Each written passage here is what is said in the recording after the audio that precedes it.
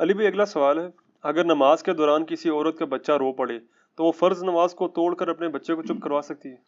اگر تو بہت زیادہ مسئلہ بن گیا، ہو سکتا ہے وہ بچہ اس وجہ سے رویا ہو، اسے کوئی چیز کاٹ گئی ہے، یہ اس کا ہاتھ کسی چیز میں آ گیا ہے، یہ معاملہ اس طرح کا ہو گیا. یہی تو جوائنٹ فیملی سسٹم کی برکات ہیں. جو عورتیں اپنی ساسوں کے ساتھ رہتی ہیں کمبائنڈ فیملی میں، ان کو یہ ایڈوانٹیجز ہوتے ہیں، یا اپنی وہ دیور یا جیٹھ اکٹھی کمبائنڈ فیملی ہے، ایک نماز پڑھنے لگی اپنے بچے کسی کے حوالے کر دیتی ہے. چھوٹے بچے، بہت چھوٹے بچوں کے ساتھ مسئلہ ہوتا ہے. جو بالکل اکیلے رہ رہے ہیں، مجبوراً رہ رہے ہیں، ان کے ساتھ پھر اس طرح کے ایشوز ہو جاتے ہیں. تو اس میں یہ ہے کہ نمازوں کو اس طرح مینیج کیا جائے کہ جس میں بچوں کی کیئر نہ ان کو کرنی پڑے. میں نے تو کئی بار کہا کہ جو بچوں کو دیکھنے والی عورتیں ہیں وہ تو صرف فرض ہی پڑھ لیں کافی ہے. یوٹیوب پہ میرا کلپ بھی ہے، کیا فرض پڑھ لینا کافی ہے. ایون وہ نماز جمع بھی کر سکتی ہیں. اگر اس میں ان کو زیادہ وہم آتا ہے تو اپنے وقت میں جمع کر لیں. مثلاً آج کل سپوز 3:40 پہ عصر کا ٹائم شروع ہو رہا ہے، تو 3:30 زور پڑھ لیں، 3:40 پہ عصر پڑھ لیں. زور کے وقت میں ہو رہی ہوگی عصر، جماعت تو ان پہ ویسے ہی کوئی نہیں ہے، تو اس طرح مینیج کر سکتی ہیں. اس کے باوجود کبھی ان کے ساتھ کوئی ایشو ہو جاتا ہے تو صحیح بخاری مسلم میں حدیث ہے، نبی علیہ السلام نے تو اپنی نواسی امامہ کو اٹھا کے بھی نماز پڑھی ہے.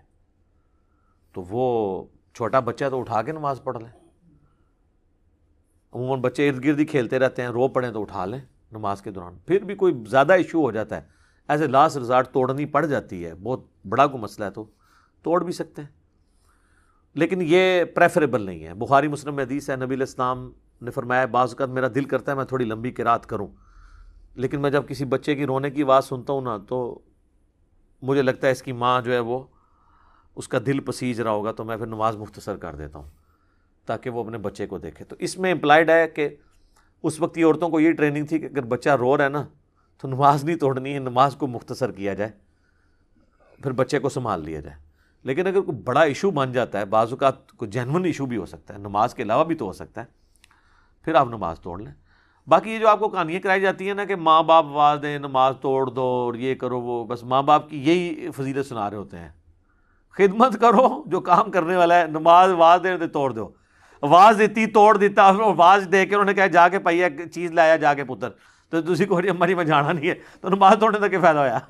توڑنے کا تب فائدہ ہے جب وہ جو اسائنمنٹ آپ کے ذمہ کر رہے ہیں وہ پورا کریں آپ، تب کوئی فائدہ ہے نا. جب آپ نے الٹا وہ توڑنے کے بعد جا کے 4 سلواتیں ہی سنائی ہے کہ جی تسی تانوں پہلے نہیں یاد آیا، ہوں میں کوئی نہیں جانا تھا، نماز توڑنے کا کیا فائدہ ہے؟ الٹا گناہ ہی کاٹ لیا.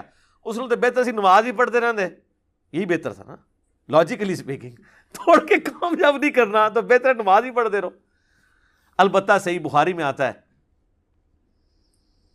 کہ نبی علیہ السلام نے ایک صحابی کو آواز دی، وہ تھوڑی دیر بعد آئے، تو آپ علیہ السلام نے ان کو کہا کہ میں نے تمہیں آواز دی تھی، تم نے جو ہے وہ، ان کا یا رسول اللہ میں نماز پڑھ رہا تھا. تو آپ علیہ السلام نے فرمایا کیا تم نے قرآن کا یہ حکم نہیں سنا سورہ نور کا کہ جب اللہ اور اس کا رسول پکاریں تو فوراً ان کی آواز پہ لبیک کہو. یعنی صرف ایک شخصیت ہے جس کا پروٹوکول ہے کہ آپ فرض نماز بھی توڑ دیں گے اور آپ آگے وہیں سے دوبارہ نماز شروع کر لیں گے، وہ ٹوٹے گی نہیں نماز. آپ اللہ کے ایک حکم سے دوسرے حکم کی طرف جا رہے ہوں گے. صحیح بخاری مسلم میں آتا ہے جب سوموار کے دن جس دن حضور کی وفات ہوئی ہے، صحابہ کہتے ہیں کہ نبی علیہ السلام مسجد میں آپ نے صرف وہ پردہ اٹھایا، حضرت ابوبکر صدیق نے مصلی بھی چھوڑ دیا، ہم بھی حضور کی طرف متوجہ ہونے لگے، آپ نے فرمایا نماز پڑھتے رہو. یعنی یہ سب کچھ نماز کے اندر ہو رہا تھا. حضرت ابوبکر صدیق مصلی چھوڑ دیا، پھر واپس آ گئے، نماز نہیں ان کی ٹوٹی. تو یہ نبی علیہ السلام کا پروٹوکول ہے کہ آپ نماز ان کے لیے توڑیں گے. خیر وہ صحابی کو جب حضور علیہ السلام نے تھوڑا سا اس پہ ریئلائز کرایا تو وہ تھوڑے ہوئے نا اس کے اوپر. پھر آپ نے ان کی دلجوئی ہوئے کرتے ہوئے فرمایا کہ میں مسجد سے نکلنے سے پہلے نا تمہیں قرآن کی سب سے عظیم سورت سکھاؤں گا. جب حضور مسجد سے نکلنے کے انہوں نے ہاتھ پکڑ لیا، یا رسول اللہ آپ نے وعدہ کیا تھا، تو آپ فرمایا وہ ہے الحمدللہ رب العالمین، سورہ فاتحہ. یہ قرآن کی سب سے عظیم سورت ہے، یہ پوری حدیث ہے وہ. تو اگر اس طرح کی سچویشن بن جائے تو نماز توڑی بھی جا سکتی ہے، اور ظاہر ہے وہ ٹوٹے ہی گی، یہ نہیں ہوگا کہ وہیں سے عورت آ کے دوبارہ شروع کرے گی. اگر وہیں سے شروع کرنا چاہتی ہے پھر یہ ہے کہ بچے کو ساتھ ہی رکھے، اگر وہ روتا ہے تو اٹھا لے، اور اگر اٹھا کے نماز پڑھ لے مسئلہ ہی ختم ہے یار. سیدہ امامہ حضور کی جو نواسی ہیں ان کو آپ اٹھا کے نماز پڑھا کرتے تھے. یہ لفظ امامہ ہے الف کے اوپر پیش, امامہ بنت ابی العاص, سیدہ زینب کی بیٹی. تو نبی اسلام نے ان کو اٹھا کے نماز پڑھی ہے, تو اس سے تو مسئلہ ہی حل ہو گیا, ٹھیک ہو گیا. جزاک اللہ. علی بھائی اگلا سوال ہے, کیا چارپائی یا صوفے کے سامنے نماز پڑھ سکتے ہیں؟ اگر اس چارپائی پر کوئی عورت یا مرد سو رہا ہو تو پھر کیا حکم ہے؟ ہو بڑا مسئلہ ہو جائے گا. اچھا آپ بتا چارپائی کے سامنے نماز نہیں پڑھنے دیتے, اور اگر کوئی سویا ہو تو ہو سکتا ہے اس کی ماں یا باپ اٹھ کے کہ تو جنازہ پڑھ لگا میرا جیندے جی منو. یہ بھی لوگوں کے دماغ میں نا اس طرح کے کانسیپٹ آیا ہوتا ہے کہ یہ پتہ نہیں جنازہ سامنے چارپائی پہ کچھ جنازہ ہی پڑھنے لگا ہے میرا. نماز ہو جائے گی میرے بھائی, چارپائی بھی وہ لیٹا بھی ہوا ہے تو آپ اس کو تو کوئی سجدہ نہیں کر رہے. قبر کے سامنے آپ نماز نہیں پڑھیں گے. البتہ قبرستان سامنے ہے اور آپ نے کوئی سترا گاڑ لیا ہے پھر تو آپ کی نماز درست ہے. جس طرح نبی علیہ السلام کعبے کی طرف منہ کر کے نماز پڑھتے تھے اور کعبے کے اندر بت تھے تو وہ کعبے کی دیوار سترا ہو جاتی تھی. چارپائی کی طرف منہ کر کے آپ نماز پڑھ سکتے ہیں, اس پہ چاہے کوئی مرد سویا ہو, کوئی عورت سوئی ہو یا نہ بھی سوئی ہو. سامنے کوئی ویسے ہی کسی کی بیوی لیٹی ہوئی ہے, ماں لیٹی ہوئی ہے, اور اس پر منہ کر کے نماز پڑھ لیتے ہیں, نماز درست ہے. قبر کے سامنے نماز پڑھنے سے نبی علیہ السلام نے منع فرمایا. صحیح مسلم میں حدیث ہے کہ قبروں کو سجدہ نہ کرو, نہ ان کی طرف رخ کر کے نماز پڑھو. باقی زندہ بندہ ہے, لیٹا ہوا ہے, تو وہ بخاری مسلم میں وہ حدیث ہے نا, اما عائشہ کہتی ہیں کہ ان دنوں ہمارے گھروں میں چراغ نہیں ہوا کرتے تھے, اتنی غربت تھی. تو نبی علیہ السلام صبح کے وقت اٹھ کے جب تہجد کی نماز پڑھا کرتے تھے تو حجرہ تنگ تھا, میں حضور کے سامنے لیٹی ہوتی تھی, تو آپ علیہ السلام نماز پڑھتے تھے. جب سجدے میں جانے لگتے تو میرا پاؤں ٹو دیتے, جگہ اتنی تنگ تھی تو میں پاؤں سمیٹ لیتی. حضور جب سجدے سے فارغ ہوتے پھر میں ٹانگیں سیدھی کر کے پھر لیٹی رہتی. اس سے کئی ایک مسئلے پتہ چلے. ایک تو یہ کہ عورت کو ہاتھ لگانے سے وضو نہیں ٹوٹتا, امام شافعی کا مسئلہ باطل ہے, امام حنیفہ کا موقف اس میں ٹھیک ہے. نمبر 2, اگر سامنے بیوی لیٹی ہو نماز ہو جائے گی, عورت بھی ہو تو نماز ہو جائے گی. لہذا وہ جو حدیث ہے نا بخاری مسلم کی کہ عورت یا گدھا جو ہے نماز کو قطع کر دیتے ہیں, اس کو یا آپ منسوخ تصور کریں گے یا اس کا معنی یہ ہے کہ وہ نماز کی کنسنٹریشن کو لوز کر سکتے ہیں. کیونکہ وہ تو صحیح مسلم میں الفاظ ہیں کہ اما عائشہ بڑی ناراض ہوئی اس کے اوپر کہ تم نے ہمیں گدھوں کے برابر کر دیا. تو پھر انہوں نے یہ حدیث سنائی کہ میں حضور کے سامنے لیٹی ہوتی تھی تو حضور کی تو نماز کوئی نہیں ٹوٹی ہے. تو اس طریقے سے یعنی بعض اوقات کچھ چیزیں پھیل جاتی ہیں.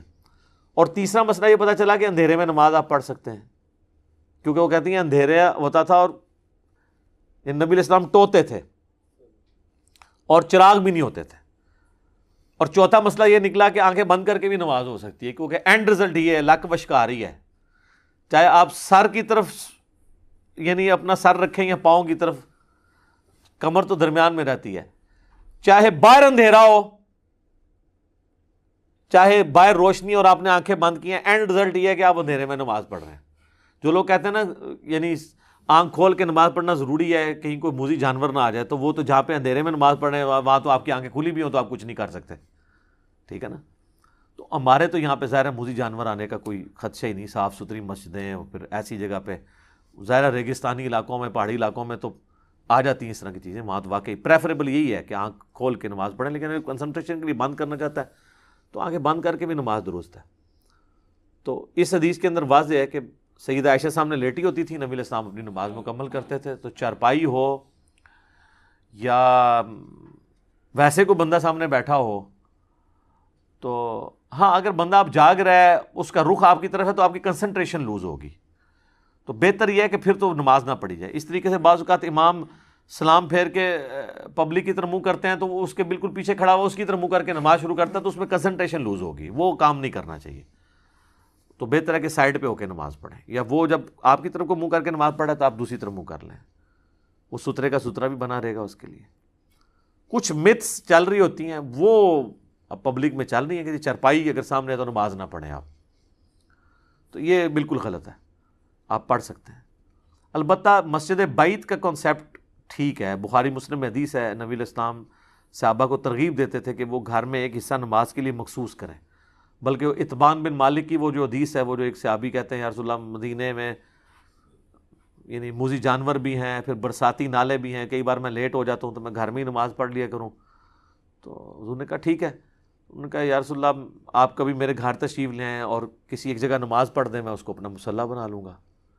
تو وہ نبی علیہ السلام تشریف لے گئے، پھر پورا محلہ اکٹھا ہو گیا، پھر وہاں پہ حلوہ بنا کے لے آئے، نبی علیہ السلام نے کھایا، اور پھر نبی علیہ السلام نے نماز پڑھی تو پیچھے انہوں نے کھڑے ہو کے نماز پڑھی، ادر دین فرض نماز کے جماعت کا ثبوت بھی اس سے مل گیا۔ تو مسجد بعید ہمارے گھر میں تو ابھی تک تھا، اب تو خیر نہیں رہا، وہ جے نماز سے کہا جاتا تھا، لکڑی کا، زمین سے تقریباً 1 فٹ یا پونا فٹ ایلیویٹڈ ایک پورا کا پورا مصلی بنا ہوتا تھا۔ وہ مسجد بیت کا ہی کنسیپٹ ہے، اور وہ فلیکسیبل مسجد بیت ہے۔ وہ تو آپ مسجد کے لیے کوئی ایک کونا مخصوص کریں گے تو آپ کو دھیان رکھنا پڑے گا کہ وہاں کوئی بچہ پیشاب نہ کر دے تاکہ وہ نماز وہاں پڑھی جائے، لیکن اس کا یہ فائدہ ہوتا تھا کہ اس پہ بچہ کوئی چڑھے گا ہی نہیں، اور اگر سپوز آپ نے کل کو مسجد بیت شفٹ کرنی ہے تو اس پورے جنماز کو اٹھا کے دوسرے کمرے میں لے جائیں، وہ مسجد بیت بن جائے گی۔ اور یہ فلیکسیبل مسجدیں آج بھی انڈونیشیا میں شروع ہو گئی ہوئی ہیں، کئی سالوں سے میں نے خود اخبار میں پڑھا ہے کہ انہوں نے دیکھا کہ دوپہر کے وقت جو ہے ٹریفک بلاک ہو جاتی تھی، کیونکہ انڈونیشیا میں اور ملیشیا میں فقہ شافی فالو ہوتی ہے۔ فقہ شافی میں تو جو نماز نہیں پڑھتا وہ کافر ہے، اس لیے وہاں لوگ نماز بھی پڑھ لیتے ہیں۔ 80% سے زیادہ لوگ عام نماز پڑھتے ہیں، جمعہ تو 100% لوگ پڑھتے ہیں۔ میری خود انڈونیشین سے ملاقاتیں ہوئی ہیں حج اور عمرے کے موقع پر، میں نے ان سے باقاعدہ پوچھا تو اخبار میں نے خبر پڑھی تھی کہ انہوں نے پھر یہ کیا کہ مختلف پبلک پلیسز پہ آفیسز کے قریب موبائل مسجدیں انٹروڈیوس کرا دی، بڑے بڑے ٹریلے آتے ہیں ان میں پوری مسجد وضو خانہ بنا ہوا ہے، جب زور کا ٹائم ہوتا ہے بجائے کہ اتنے لوگ اپنی گاڑیوں میں ڈرائیو کر کے مسجد تک جائیں، وہ جا کے نا 3-4 بلڈنگز کے سینٹر میں لا کے نا وہ ٹریلا کھڑا کر دیتے ہیں، وہاں سے پیدل اترا، نماز پڑھی، اوپر چلے گئے، ٹریلا وہاں سے ہٹ گیا۔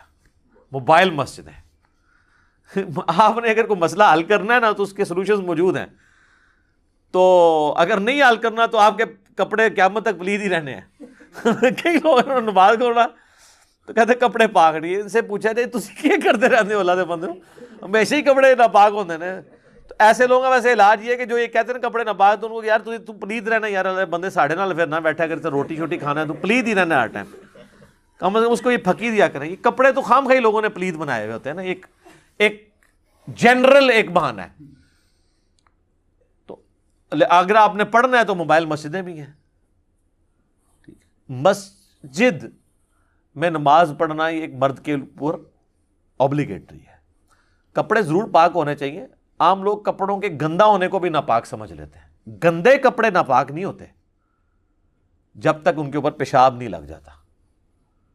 کپڑوں کا میلا ہونا عیب ضرور ہے، لیکن نماز تو ہو جائے گی۔ اور کام کاج کرنے والے لوگ ہیں، جس طرح کوئی سفیدی کا کام کرتا ہے اس کے لیے آسان نہیں ہے انہیں کپڑوں میں نماز پڑھے، کوئی گریس کا کام کرتا ہے اس کے کپڑوں پہ لگ جاتی ہے، تو اب یہ تو نہیں کپڑے وہ بدلے گا، وہ ناپاک تو نہیں ہے، ناپاک ہی ہے۔ تو لوگ عموماً بعض اوقات گندے کپڑوں کو بھی ناپاک ہی سمجھ رہے ہوتے ہیں، وہ پھر دن آ بیٹھا کے صاف ستھرے ہو کے، وہ عید والے دن ہی تسی صاف ستھرے ہو کے نماز پڑھ سکتے ہو، عام حالت میں تو ظاہر ہے اس طرح درویشی کی طرح نماز آپ کو پڑھنی ہوگی۔ ٹھیک ہو گیا، جزاک اللہ۔